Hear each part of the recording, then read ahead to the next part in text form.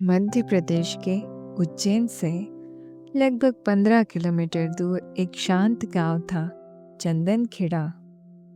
मिट्टी की सौंधी खुशबू, शाम को बजते मंदिर के घंटे और खेतों में लहराती नरम हवा।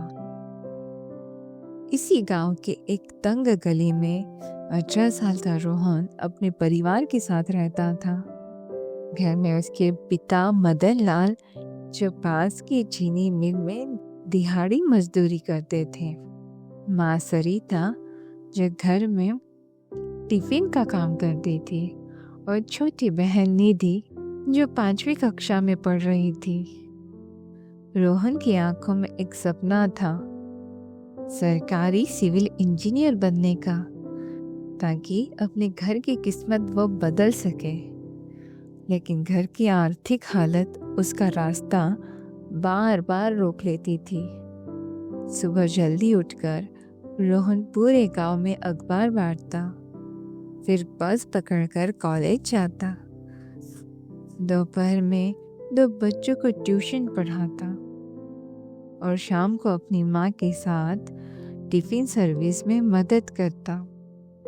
और फिर रात को जब पूरा गांव सो जाता, उसी समय वह अपनी पढ़ाई शुरू करता था। फिर एक दिन किस्मत ने ताला जड़ दिया। चीनी मिल अचानक बंद हो गई। पिता का काम चला गया। घर की दीवारों पर टंगी शांति की तस्वीर एक ही रात में टूट गई थी। रोजमर्रा का खर्चा चलाने के लिए रोहन ने अखबार के साथ साथ सुबह सब्जियां बेचनी भी शुरू कर दी। उसका दोस्त आनंद बोला, यार, इतना बोझ कौन उठाता है, छोड़ दे यह इंजीनियरिंग वाला सपना। रोहन बस चुप रहा, पर उसका मन अंदर तक टूट चुका था।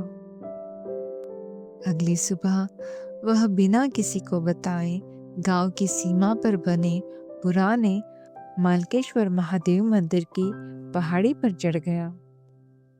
पीछे की ओर एक बड़े बरगद के नीचे एक वृद्ध साधु बैठे थे।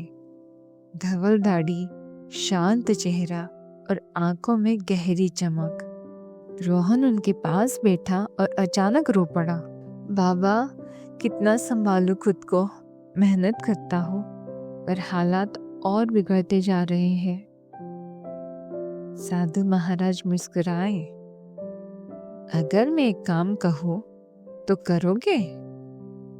रोहन ने आंखें पोंछकर हाँ कर दी। उधर पहाड़ी पर नीम के पेड़ पर एक गौरैया घोंसला बना रही थी। तुम अगले 10 दिनों तक रोज उसका घोंसला गिरा देना। रोहन चौंक गया, पर विश्वास के कारण उसने कोई प्रश्न नहीं किया। पहला दिन आया। गौरैया नया घोंसला बना रही थी।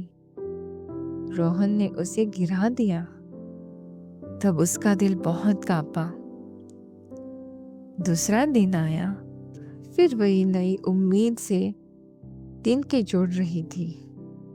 तीसरा, चौथा, 5वां, हर दिन वही संघर्ष और हर दिन रोहन के भीतर ग्लानि।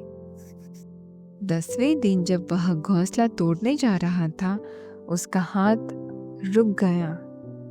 वह भागकर साधु के पास पहुंचा। बाबा, गौरैया का घोंसला रोज टूटता है, पर वो रोज नया बना देती है, क्यों?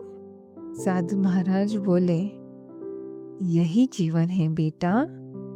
मेहनत का अर्थ है हर हार के बाद फिर खड़ा होना। और याद रखो, बुरा समय हमेशा नहीं रहता। जो टिकता है वही जीतता है। उस दिन रोहन के भीतर एक नई सुबह जन्मी। थकना है, रुकना नहीं।